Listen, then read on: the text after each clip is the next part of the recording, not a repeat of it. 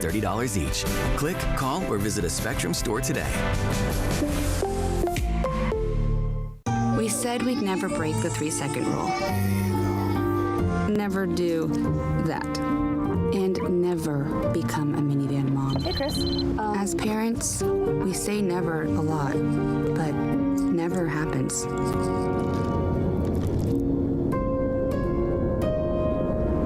So when you say you'd never leave your child in a hot car, know it can happen.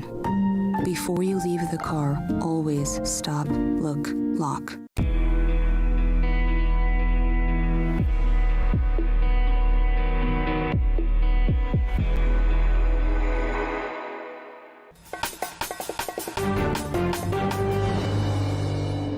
I'm Jenna Enoch. Here's your Spectrum News in 90. The Senate passing a budget resolution by a vote of 52 to 48 after a vote-a-rama that lasted nearly 10 hours. The Republican package allows up to $175 billion to be spent on border security, including money for mass deportations and building the U.S.-Mexico border wall. It also includes a $150 billion boost to the Pentagon and about $20 billion for the Coast Guard. The package still needs to be merged with one from the House. Luigi Mangione is scheduled to appear before a judge today. It's his first court appearance since his arraignment back in December. He's accused of fatally shooting United Healthcare CEO Brian Thompson last year. Mangione pleaded not guilty to multiple state and federal murder charges. The Israeli military says the remains of 2 child hostages have been identified, but another body released by Hamas was not the boy's mother. Hamas militants turned over 4 bodies yesterday. Israel says the failure to return the mother's remains was a violation of the ceasefire agreement and adds the DNA doesn't match any other hostage. Well, Canada defeats the United States in the inaugural 4 Nations Face-Off Championship. The highly anticipated rematch followed last weekend's win for the U.S. Just 8 minutes into overtime, superstar Connor McDavid scored the game-winning goal for Canada. And that's your Spectrum News in 90.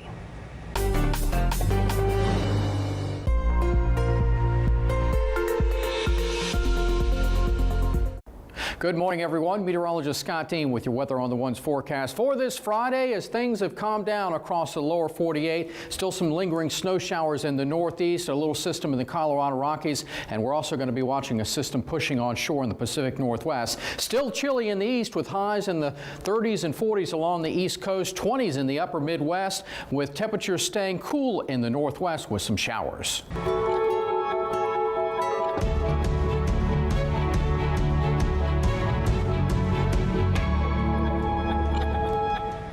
I'm Jenna Enoch. Thanks for joining us on Spectrum News. Today is Friday, February 21st. We begin with news out of our nation's capital. The Senate passing a budget framework by a vote of 52 to 48 after a vote-a-rama that lasted nearly 10 hours. It's a non-binding blueprint. It's the start to a lengthy process in our nation's capital between the Senate and the House for what President Donald Trump is calling his big, beautiful bill. I'll be working with the Republican Congress to pass the largest tax cuts in American history. The Republican Senate package allows up to $175 billion to be spent on border security, including money for mass deportations and building the U.S.-Mexico border wall. It also includes a $150 billion boost to the Pentagon and about $20 billion for the Coast Guard. Spectrum's Angie Gonzalez joins us now from Washington. Angie, President Trump endorsed a House budget plan earlier this week. So what is the Senate doing? Well, Senate Republicans wrapped up this vote-a-rama just before 5 a.m. and they did have the support of President Donald Trump. He thanked them before that vote-a-rama got underway last night. But basically what they were working on basically amounts to a backup of the House's version of a budget plan. Now, the Senate's version proposes a $342 billion increase in spending on things like border security, defense, and the Coast Guard.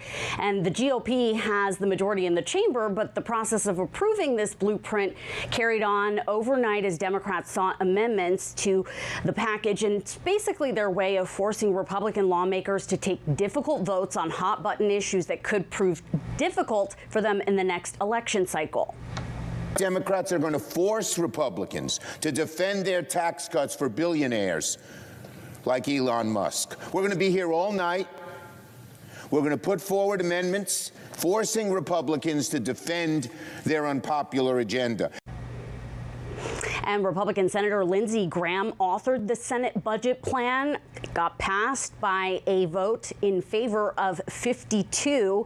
Now, it increases spending in the budget that would take place over 4 years and then be paid with reduced spending elsewhere in the federal government. But the resolution does not specify just how those cuts would occur, Jenna. All right, Angie, so what's the House version that Trump endorsed?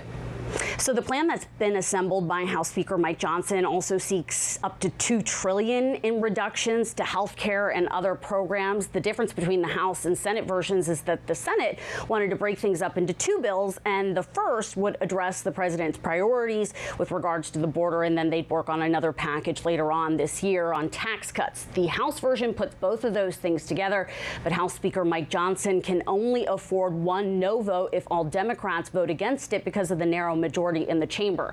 Now, the House plan would provide for up to $4.5 trillion in tax cuts and $300 billion in new spending. It would also lift the debt ceiling. Hear that time and time again here in Washington. That would enable the U.S. to continue to borrow while also paying its bills. Jenna. Angie Gonzalez, thanks.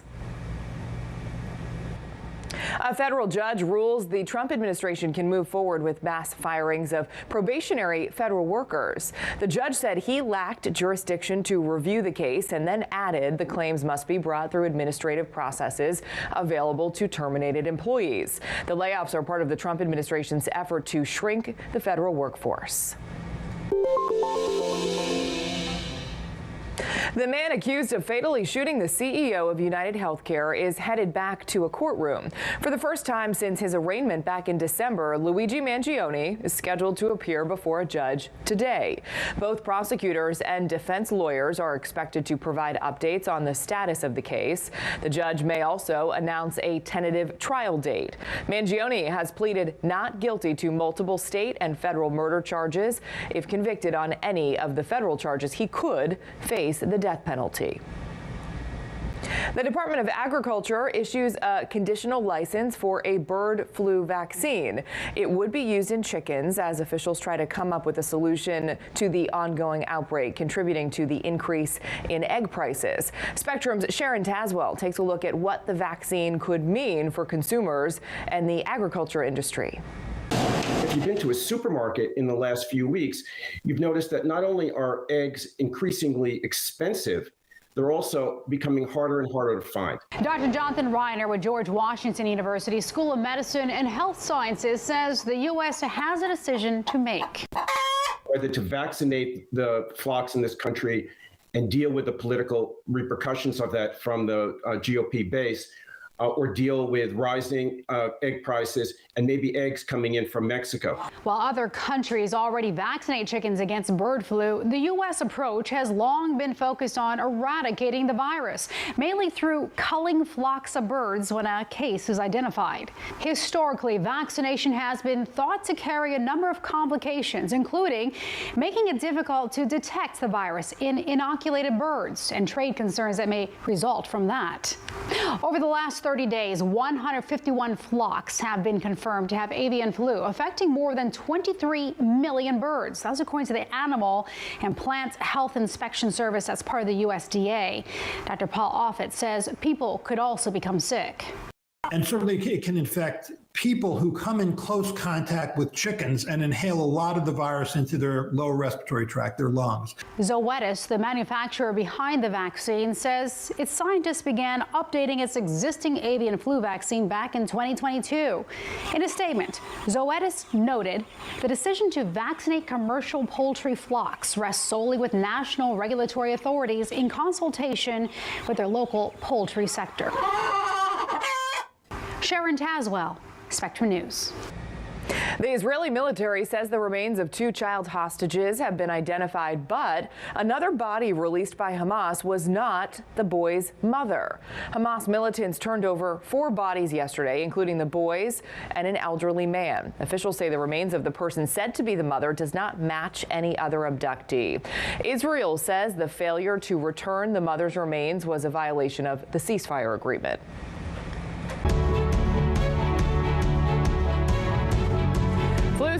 is upon us. Coming up, how hospitals are feeling the strain as more and more get sick.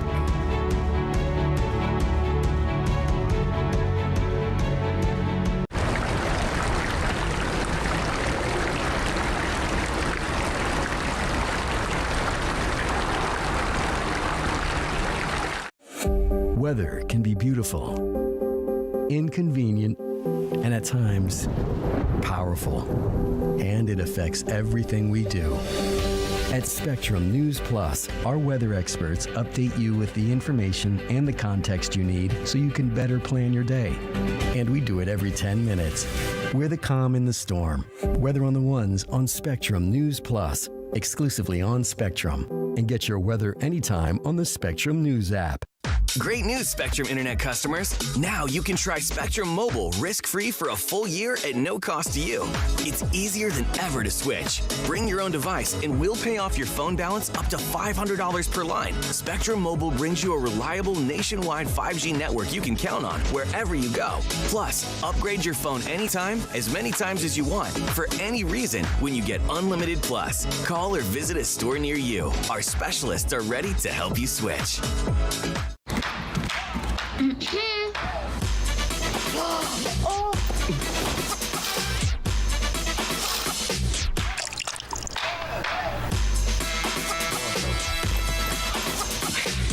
You're not gonna get it all right. Just make sure you nail the big stuff. Mama! Like making sure your kids are in the right seat for their age and size. Get it right at nhtsa.gov/the-right-seat.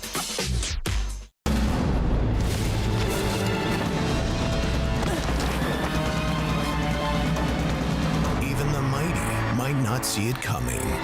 It's prediabetes, and it captures 1 in 3 adults. But you can escape.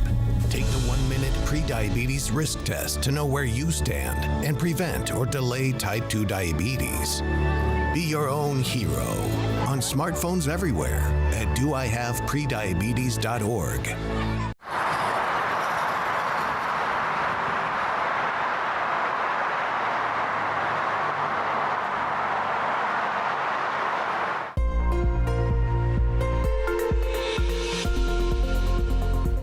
Welcome back, everyone. You're just in time for your Weather on the Ones forecast. Meteorologist Scott Dean taking you through the rest of the week and into the weekend as things overall across the nation are calming down as the East Coast storm is pushed out to sea. Still some lingering snow showers in the lake effect regions of the Northeast. A little system in the Colorado Rockies bringing some snow. We're going to be watching a little feature moving onshore in Texas and also into the Pacific Northwest. But overall, no major storms across the lower 48 as we take a look at our Futurecast model. Some snow showers in the Northeast. We are going to be watching this moisture returning. There could be some icing going on in central and southern Texas. Also looking at some rain and some snow in the Pacific Northwest as we take you into the weekend. And so that's going to be the area that's going to be active over the next few days. The Pacific Northwest, as you can see, that Pacific moisture continuing to move into the Oregon coast, Northern California, and also into the interior portions of the Northern Rockies where there will be some snow. Also looking at that little system along the Gulf Coast, it's going to bring some rain to Louisiana over towards Mississippi.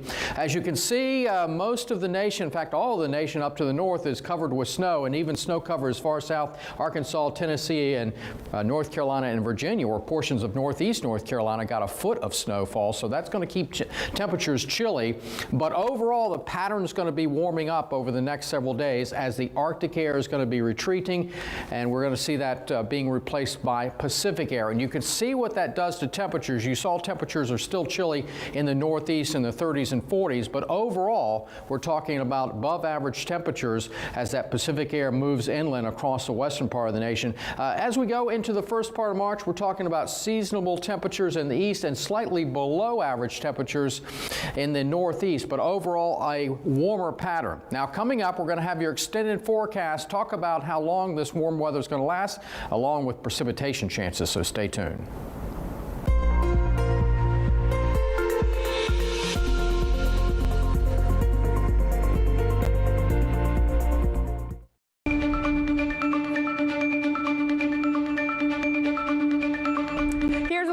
you need to know. The Senate passing a budget resolution by a narrow margin with 52 to 48. This comes after a nearly 10-hour vote-a-rama on amendments. It's a start to a lengthy process between the Senate and the House. Luigi Mangione is scheduled to appear before a judge today. He's accused of fatally shooting United Healthcare CEO Brian Thompson last year. Mangione pleaded not guilty to multiple state and federal murder charges. The Israeli military says the remains of 2 child hostages have been identified, but another body released by Hamas was not the boy's mother. And that's what you need to know this morning. Kash Patel has been confirmed as the new FBI director. Trump's nominee won by a narrow victory with the Senate voting 51 to 49. 2 Republican senators, Susan Collins and Lisa Murkowski, joined Democrats in voting against Patel's confirmation yesterday. Patel, who is known as a Trump loyalist, came under fire for potentially using the role to seek retribution against Trump's perceived political enemies. During his hearing, Patel said there will be no politicization of the FBI. His confirmation comes as the agency is embroiled in lawsuits and firings. Some new information this morning on Pope Francis and his health battles. The Vatican says the Pope is continuing to fight pneumonia and a complex respiratory infection. Well, today marks 1 week since the 88-year-old leader of the Catholic Church entered a Rome hospital. Last night, the Pope's spokesperson said Francis had no fever and was showing slight improvement. Flu season is in full swing, and it's impacting hospitals and emergency departments across the nation. According to the CDC, states like Ohio, Tennessee, South Carolina, and Michigan continue to rank within the very high category for flu cases. Our Elise Underwood breaks down the numbers and explains how hospitals in Ohio are feeling the strain. According to the Ohio Department of Health, trends are going up. Lori Fox is the public information officer for Greene County Public Health. 99 cases of hospitalized flu since January 1st. That's just in Greene County alone and doesn't count the number of confirmed cases from urgent cares, doctor's offices, or from people who choose to tackle the virus at home on their own. They might never know. So according to the Ohio Department of Health, there are 246 cases of of patients that are hospitalized due to flu in the West Central Ohio region. So that's like a 8 to 9 county span. We have definitely seen one of our busiest flu and respiratory virus seasons in quite some time. And so that is being reflected in the patient volumes in our emergency departments and really across the healthcare settings in the region. Lisa Henderson with Greater Dayton Area Hospital Association says they've seen an increase each week over the past 4 weeks. Across the 11 counties the association serves in Southwest Ohio, plus West Central Ohio, flu-associated hospitalizations have increased by more than 74%. There have been more than 3,000 outpatient flu A cases, an increase of 43.5%, and 29 flu B cases reported, an increase of 38.1% since the previous week. Henderson says hospitals are working as fast as they can and adjusting operational plans. However, for most people, she says the ER shouldn't be your first stop. For a lot of patients, the first call to a primary care doctor is a great start. Urgent cares and telehealth visits are also options. However, for some, the hospital is the right place to go. You know, those cases, typically you see the elderly, those who are immunocompromised, those young children, particularly those who even haven't had the vaccine per se. Patients that are experiencing acute illness, critical illness, the emergency department is certainly ready for them when they get there. Again, if you do start to feel sick and you don't fall into one of those vulnerable population categories, call your doctor, visit an urgent care if you need to, rest up, take care of yourself, and be mindful about your health. Reporting in Greene County, Elise Underwood, Spectrum News. The U.S. and Canada face off on the rink. The country coming out on top of the Four Nations Face-Off Championship game. That's just ahead on Spectrum News.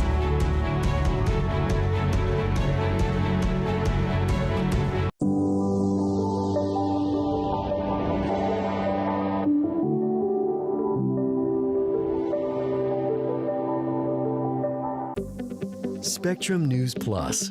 news from a new perspective, dedicated to refreshing storytelling and empowering communities across the nation. With balanced reporting, providing real context and in-depth coverage 24 hours a day. Here's a look at your forecast across the country. Local stories, connecting communities. We are Spectrum News Plus. Streaming now on the Spectrum News app and free with your Spectrum subscription.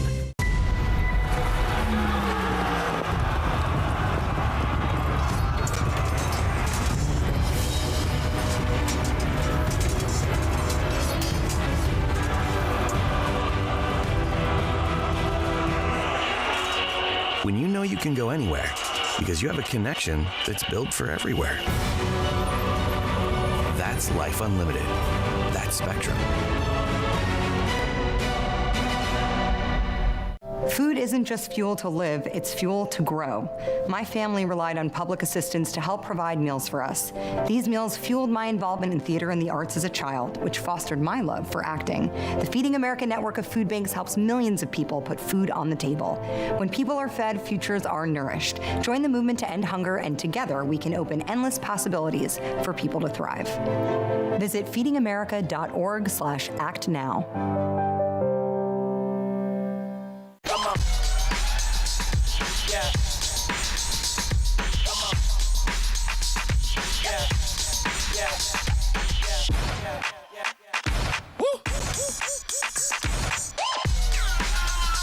You're not going to get it all right. Just make sure you nail the big stuff, like making sure your kids are in the right seat for their age and size. Get it right at nhtsa.gov/the-right-seat.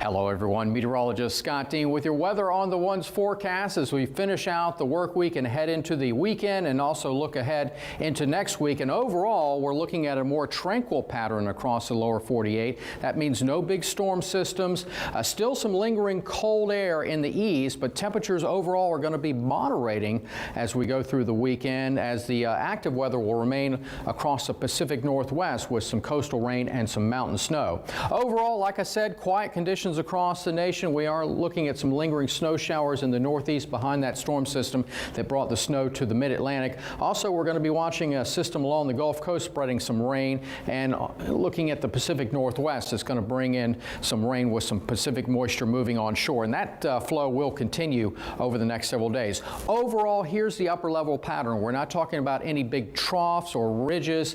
We're going to see a more flatter flow, and usually when you see that, that means a more tranquil weather pattern. But what this is also going to do is keep the cold air locked up in Canada with Pacific air moving into the lower 48, and that means temperatures will rise. Now, as we head into next week, by Thursday into next Friday, a week from now, there are signs more cold air will start to move down into the eastern part of the U.S. But overall, things are going to be milder over the next few days. We're certainly not done with the cold air, but at least we're getting a break from it this weekend into next week. Now, look what happens by the time we get into Wednesday and Thursday. Finally, we start to see that colder air begin to move down into the east. But again, the next few days are going to be overall milder across the U.S. Above average temperatures for the west, and these below average temperatures are mainly going to be late next week with that Arctic air that may push down into the northeast. But overall, quiet conditions. Futurecast showing big area high pressure, keeping the weather very quiet in the east. There's that little system along the Gulf Coast that'll bring some rain.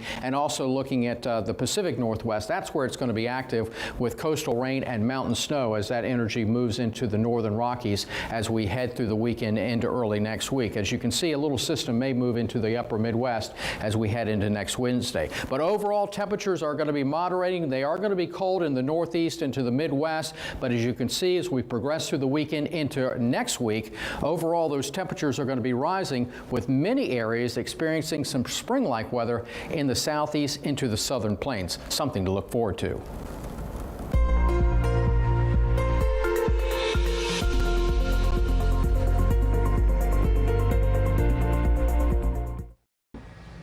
In 2021, a historic winter storm hit Texas, bringing snow and ice to the state and prompting massive power outages. One nonprofit sheltered more than 200 pigs during the freeze, but then ran out of room. Our Augustin Garfias shows us how the rescue used the storm to find a new place to move and why it's not relying on the state's power grid anymore.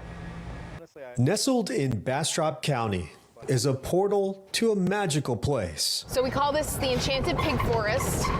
It's really unique in that it's actually a true Texas forest, and so many Texas forests have been cleared for cattle and farming. Where pigs flourish in the wilderness as nature intended.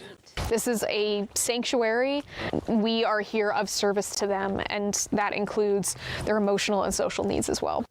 The Central Texas Pig Rescue is refuge to more than 200 pigs. They're survivors of abuse, neglect, animal testing, slaughter, abandonment, and together they survived the historic freeze in 2021. We're just trying to figure out exactly where we're going to go and make sure everybody's going to stay nice and toasty during this cold snap we got coming in. 4 years ago, the rescue was still over on its original property, unable to fit any more pigs. I was there to talk with the nonprofit about how the pandemic was affecting the search for a new property. Days later, it will be downright dangerously cold, and I think we get even colder overnight tonight. The rescue was blanketed in snow.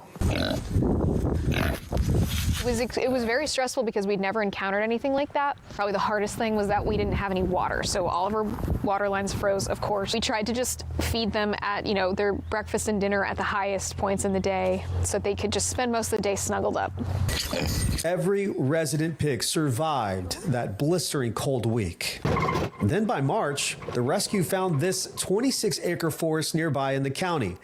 In October, the Great Migration began. By putting pigs in a very natural habitat, they are happier, they're more confident.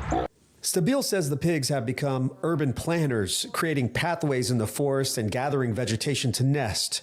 The property uses solar power, opting not to rely on the power grid. The rescue is now working on the Cozy Project, insulating all the pig cabins so they retain heat better. This is what we call the chapel. But Stabile says fundraising continues to be a challenge, and volunteerism has declined since the pandemic. It's so hard, it's insanely hard. It's very stressful, but it's a gift to be able to give them what they deserve, which is a beautiful life. In Bastrop County, Augustine Garfias, Spectrum News.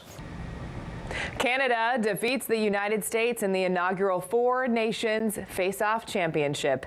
The game had a little extra meaning given recent political tensions between the countries amid President Donald Trump's return to office. The highly anticipated rematch followed last weekend's win for the U.S. 8 minutes into overtime, superstar Connor McDavid scored the game-winning goal for Canada. What a game. Oh, I love a good hockey game. Well, you can stay connected with us right here on Spectrum News by getting your national and local headlines on the go. Just download the free Spectrum News app. It's available in the App Store and on Google Play. I'm Jenna Enoch. Thanks for watching. Your Spectrum News in 90 is coming up right after this short break. Stay with us.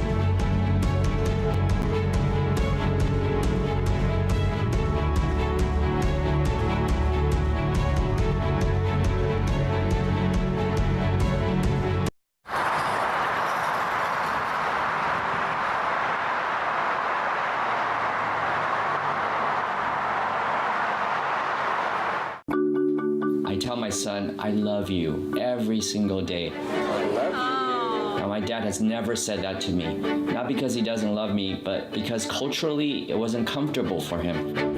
Now that he's a grandfather, he says, I love you to my son every time he sees him. My advice to all the fathers out there, forget the cultural restrictions. They grow up way too fast for you to waste even a single precious moment. The future is here with Spectrum Mobile and the new Samsung Galaxy S25 Ultra with Galaxy AI. Do more than ever before by handling multiple tasks with a single ask through Google Gemini. And start the day smarter with Now Breathe, insights that keep you ahead. Power it all with the fastest wireless speeds from Spectrum Mobile. Order the new Samsung Galaxy S25 Ultra with Galaxy AI from Spectrum and get $700 off with trade-in. And now Spectrum Internet customers can try Spectrum Mobile risk-free for a full year at no cost. Sometimes in life, in order to move forward, it helps to look back. To learn from the pioneers and trailblazers. To gain inspiration from those who came before us. To show us what it means to act with empathy and to show that love has no labels. Join WWE and Love Has No Labels throughout the year in celebrating people from all communities and heritages. Because when love has no labels, that's a love we can all fight for. Women are bad with money. That's what the world's been saying for centuries. But now we've got something to say. Save it. It's time to save ourselves by saving our money. Until we're no longer 80% more likely than men to live in poverty in retirement. Save it. The falsehoods, the feelings of fault. Then the funds. Learn how to save for your retirement at WeSaySaveIt.org.